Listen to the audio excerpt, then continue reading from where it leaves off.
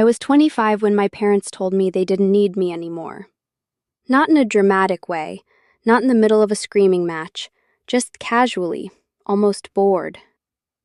"We don't need you," my mother said, leaning back in her chair like she was discussing weather. "You've made your choices." My choices. That's what they called it. I had moved to Chicago at 22, built my own career in finance, worked 60-hour weeks while my friends were still figuring out internships and late-night bars. I had off my student loans early, bought my own car, started investing. And somewhere in between those milestones, I became the quiet safety net for my family. It started small. "Can you help with Dad's business taxes this year?" "Just a short loan until we're back on our feet." "Your sister's tuition is late. It's embarrassing." I transferred money without making noise. $3,000 here, $7,500 there. Monthly auto transfer for temporary support.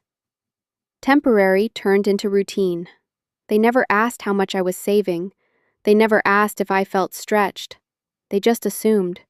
Because I was the responsible one, the dependable one, the daughter who made it out and did well. That night, the night they said they didn't need me, we were sitting in their living room after dinner. My sister had just announced she was moving back home. Again. My dad made a joke about how at least one of our daughters still understands loyalty. It was subtle, but it was aimed. I laughed it off at first. Then my mom added, "Not everyone thinks they're too good for family." That's when I stopped smiling. "I send money every month," I said quietly. "I fly in for holidays. I cover emergencies." My mother waved her hand dismissively. "That's not the same as being here." Being here, as if geography determined love. "I'm building something," I replied. "That's not betrayal." She leaned forward then. "No one asked you to build anything," she said. "You left. You made your life. We don't need you." There it was, the sentence. Sharp, clean, final. The room went quiet. My dad didn't correct her. My sister looked at her phone. And I realized something strange. They believed it. They truly believed I was the outsider now, the provider, but not the daughter. I didn't argue. I didn't cry. I just nodded slowly. "Okay," I said. That one word confused them more than anger would have. I stayed the night, slept in my childhood bedroom, stared at the ceiling I used to count glow-in-the-dark stars on when I was 10. And for the first time, I asked myself a question I had avoided for years. If they didn't need me, why was I still funding their lives? At 6:12 a.m., before anyone else was awake, I opened my banking app. I looked at the recurring transfer labeled Family Support. $4,800 per month. Automatic, quiet, unquestioned. My thumb hovered over the screen for a long moment. Then I tapped. "Cancel recurring transfer?" "Yes." "Are you sure?" "Yes." I didn't feel rage. I didn't feel revenge. I felt balance. If they didn't need me, then they didn't need my money either. And that was the moment everything started shifting. They just didn't know it yet. The first month passed quietly, too quietly. No angry calls, no dramatic texts, no guilt-laced voice messages about family values, just silence. And honestly, that unsettled me more than yelling would have. For 3 years, the 4th of every month had meant the same thing. $4,800 leaving my account before I'd even finished my first coffee. Mortgage assistance, utility cushion, business overhead, unexpected expenses. It had become background noise. Now, on the 4th, my balance didn't drop. Nothing left. The absence felt louder than the transfer ever had. On the 6th, my mom finally called. "Hey, sweetheart," she said, soft, almost sugary. That tone meant she'd noticed. "Hey," I replied, neutral. "I think the bank made a mistake," she said. "The transfer didn't come through." I leaned back against my kitchen counter in Chicago, watching morning light hit the window. "No mistake," I said calmly. "I canceled it." Silence. Then a small laugh, the kind people use when they think you're joking. "Very funny," she said. "I'm not joking." The temperature changed instantly. "What do you mean you canceled it?" "You said you don't need me," I replied. "I assumed that included financial support." Another pause, longer this time. "That's not what I meant," she snapped. "Then what did you mean?" I wasn't confrontational, just direct. She shifted strategies. "You're being dramatic." There it was. When boundaries show up, they call it drama. "I'm being consistent," I corrected gently. Her voice sharpened. "We've structured our budget around that support." I almost smiled at the phrasing, structured, as if I were an institution, a foundation, a guaranteed revenue stream. "I didn't realize I was a line item," I said. "You know your father's business hasn't fully recovered. You know I'm not obligated to finance it." That landed harder than I expected. Because here's the truth I hadn't admitted even to myself. I wasn't helping anymore. I was maintaining a version of myself that stayed useful enough to be included. Without the money, what was I to them? The daughter who left? The one who thinks she's better? The call ended abruptly. No resolution, just tension. 3 days later, my sister texted me. "Are you seriously cutting them off?" Cutting them off, like I'd severed oxygen. "I stopped the transfers, yes." She replied instantly, "That's cold." Interesting, because no one had called it cold when I was wiring money after midnight from a hotel lobby between business trips. Cold only applies when support disappears. A week later, my dad called. He rarely did. His voice sounded tired. "You made your point," he said. "I wasn't making one." "You know this puts pressure on us." Pressure. The word hung between us. "You told me you didn't need me," I reminded him. "We didn't mean it like that." "Then how did you mean it?" He didn't answer. Because the truth is, they had grown comfortable with my distance, as long as it paid dividends. But once the dividends stopped, distance felt real. By the second week, cracks began showing. My mom sent a message asking if I could at least cover utilities temporarily. Temporary again. I didn't respond right away, not to punish, but to think. Because for the first time in years, I wasn't reacting out of obligation. I was evaluating. Did they want me back? Or did they want the transfers back? The third week brought something new. Resentment. "You've changed," my mother wrote. Maybe. Or maybe I had just stopped subsidizing the illusion that nothing was wrong. By the end of the month, something undeniable had shifted. They weren't calling to check in anymore. They was calling to negotiate. And that's when I realized. The financial cord I cut, it wasn't just money. It was control. They just hadn't understood how much of it they'd built around me. The second month without the transfer didn't go quietly. By then, the tone had shifted from confusion to urgency. My mom stopped pretending it was a misunderstanding. Now, it was negotiation. "Your father had to dip into savings," she texted one afternoon.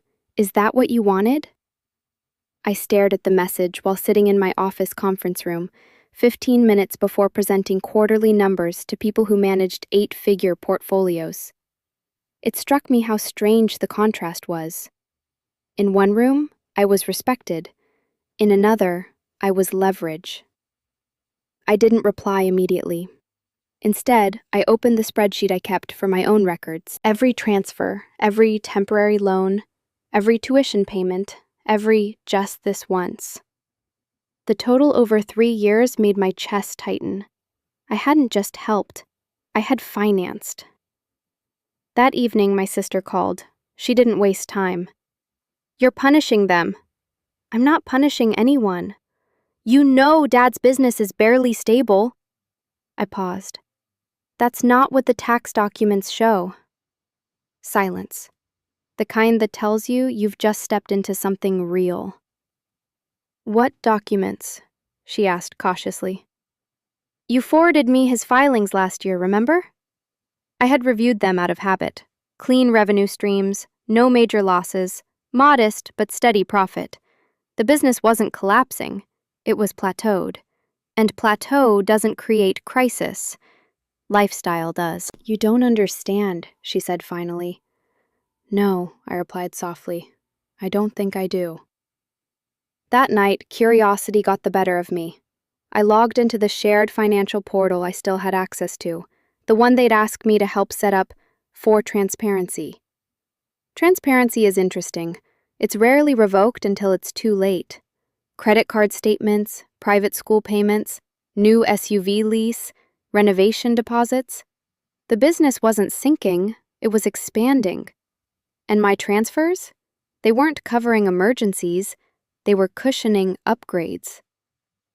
That realization didn't make me angry, it made me clear. The next call came from my dad.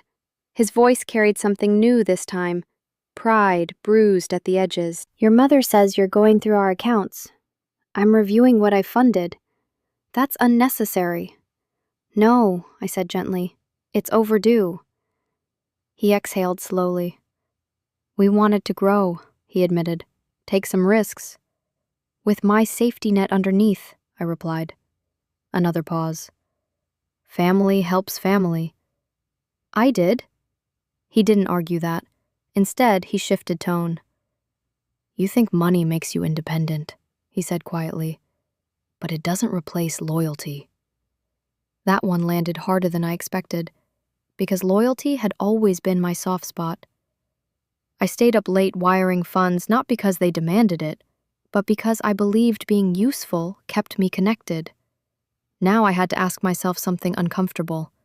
Had I confused financial support with emotional belonging?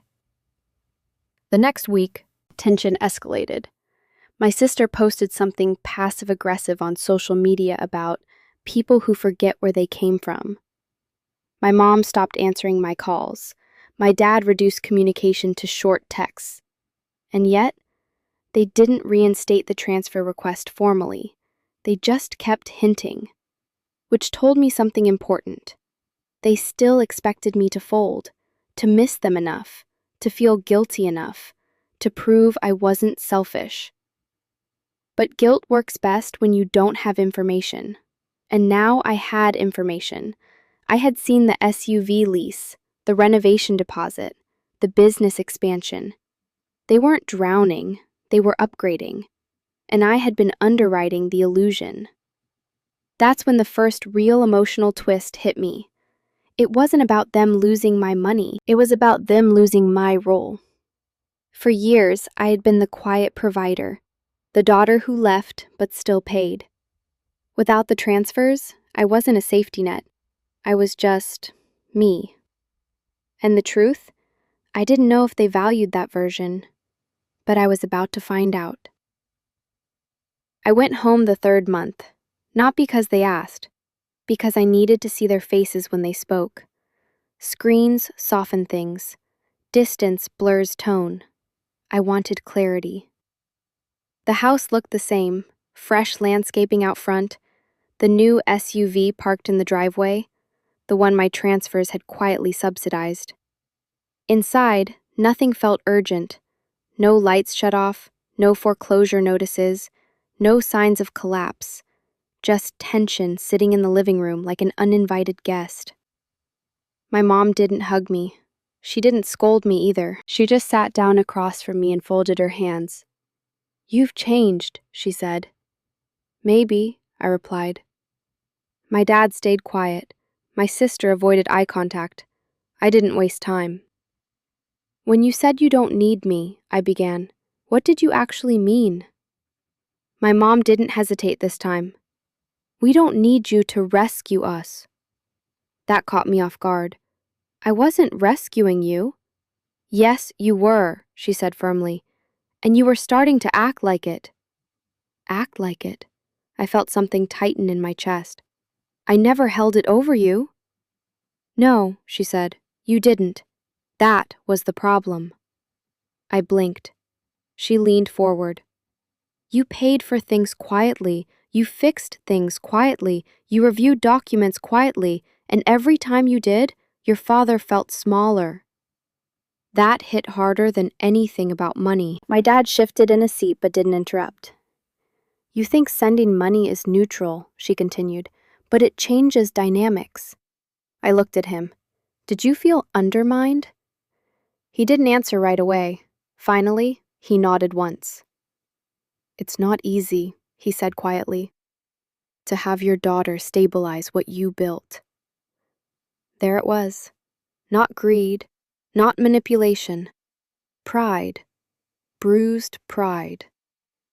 My stomach dropped slightly, because suddenly this wasn't just about upgrades or lifestyle creep. It was about control shifting generationally. You could have told me, I said softly. And admit we needed help? My dad replied. The irony almost made me laugh. They didn't want my money because they were desperate. They wanted it because it let them expand without admitting weakness. But when it became obvious I was financially stronger, it threatened something deeper. We said we don't need you, my mom clarified, because we didn't want to feel dependent. Dependent. I let that settle. Then why keep accepting the transfers? Silence. Because here's the truth no one wanted to say. Dependence feels better when it's invisible, and I had made it invisible.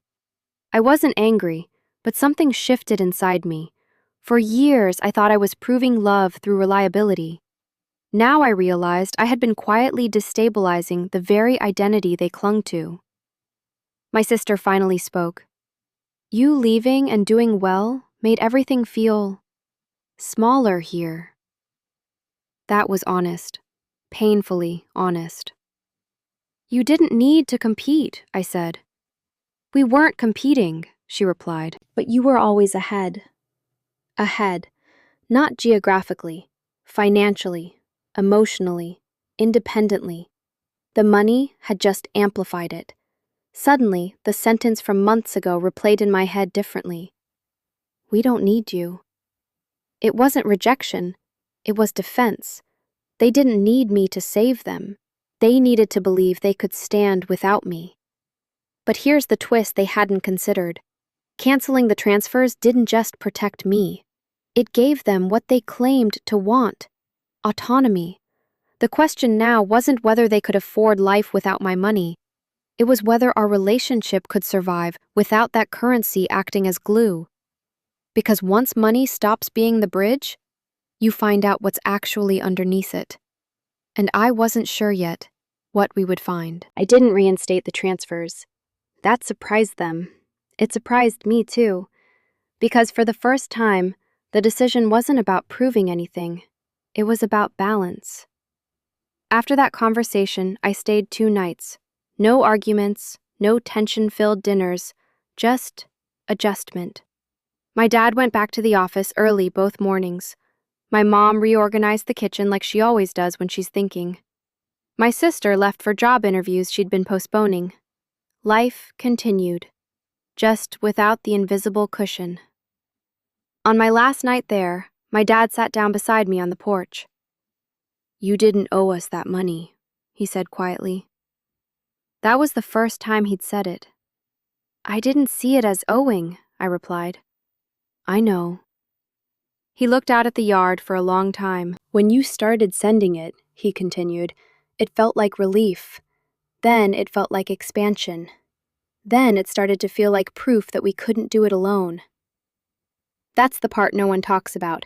Financial help isn't neutral. It shifts identity. You could have told me you felt that way, I said. I didn't want you to stop. There it was, honesty. They wanted independence, but they also wanted comfort, and I had made comfort too easy. The next morning, before I left, my mom hugged me. Not tightly, not performatively, just steady. "You don't have to prove yourself here," she said. I smiled slightly. I wasn't trying to. That was the truth. I had never been trying to outgrow them, just trying to secure myself. Back in Chicago, I reviewed my finances again. Without the $4,800 monthly transfer, my savings curve changed noticeably. Investments accelerated, options widened.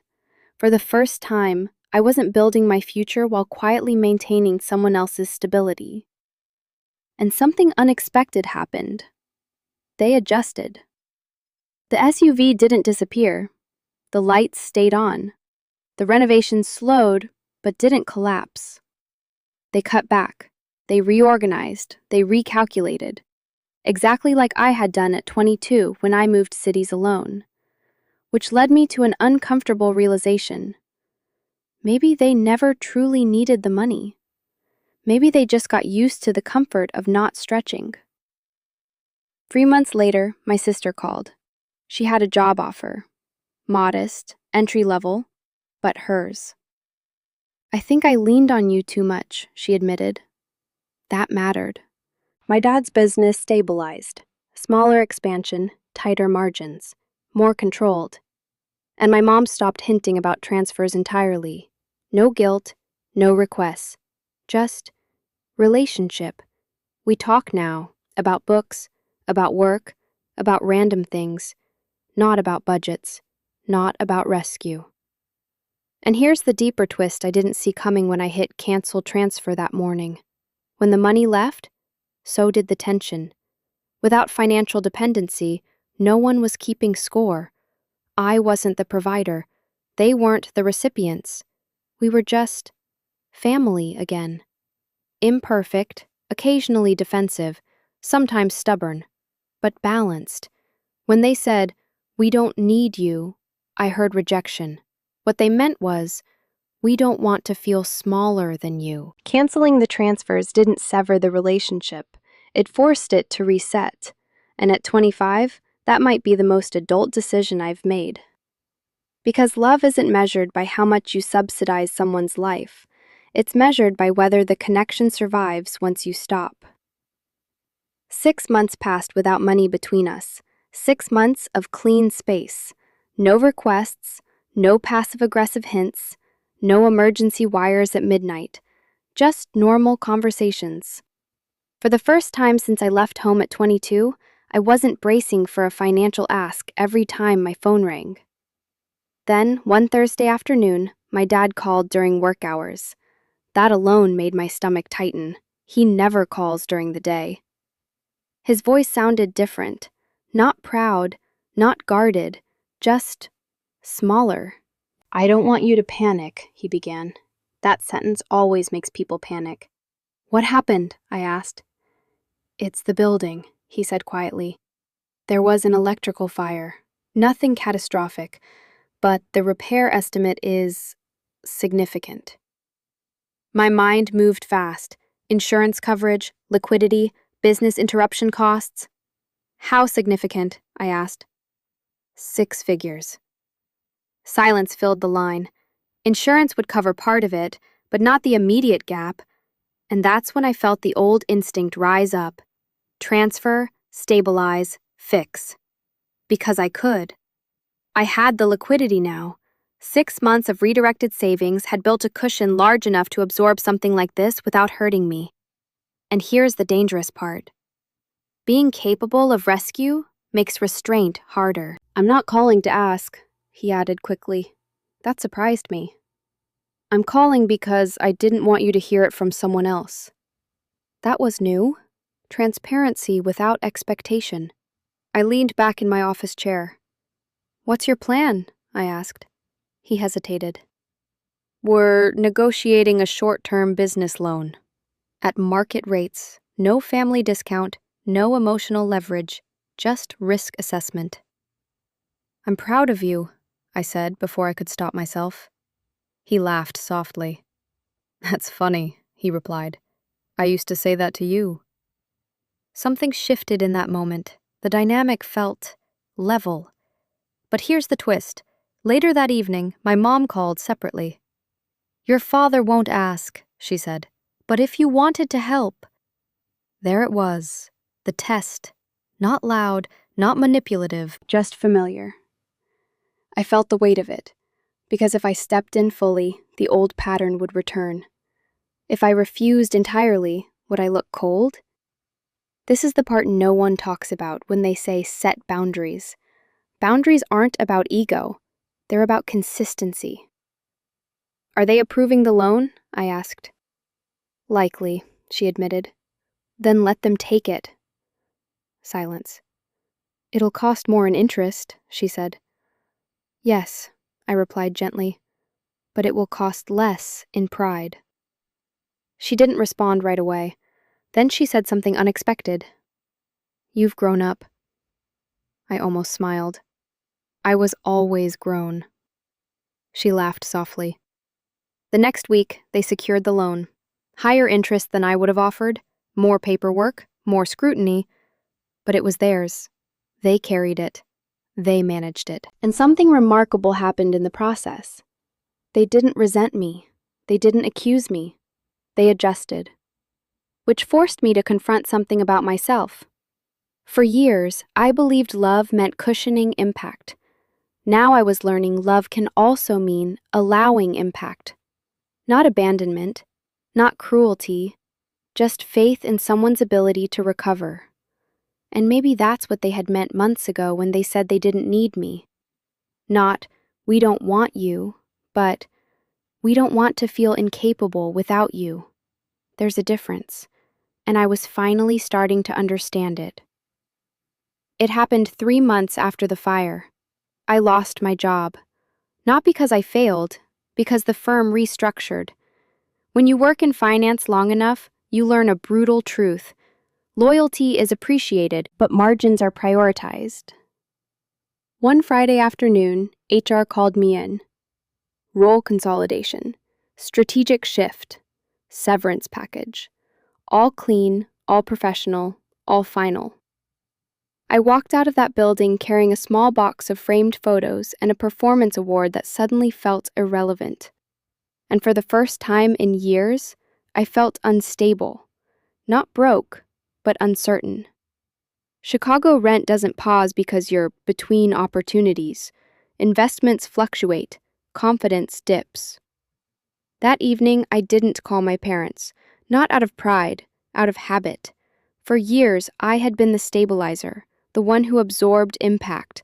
I didn't know how to be the one impacted. 3 days passed before my mom called.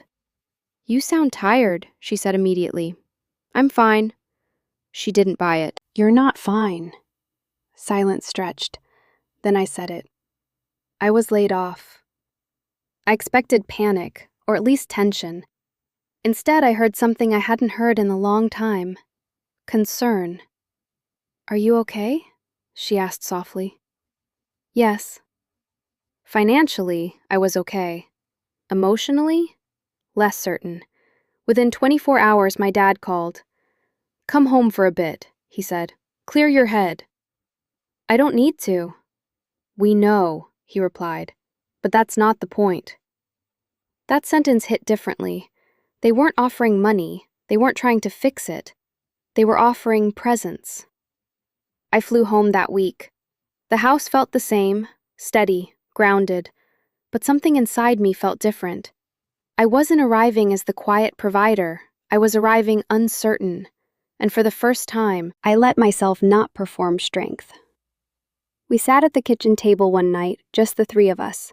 No budgets, no transfers, no tension. My dad leaned forward. You built something impressive, he said. One job doesn't erase that. My mom nodded. You don't have to prove anything here. That sentence echoed the one she'd said months earlier, but now I heard it clearly, not as accusation, as reassurance. And here's the twist I didn't expect. My sister transferred $500 into my account that week, unprompted, with a note, just in case. It wasn't about the amount, it was about the direction. For years, money had flowed one way. Now it didn't. And in that reversal, something healed. Not dramatically, not with speeches, just quietly. I didn't keep the $500. I sent it back with a simple message. I'm okay, but thank you. And that's when I understood something essential. Canceling the transfers hadn't broken us, it had balanced us. When I stopped rescuing, they had space to grow. And when I needed support, they showed up differently. Not financially dependent, emotionally present. The job search took 6 weeks, hard weeks, but I wasn't alone in it. Not because they funded me, but because they believed in me.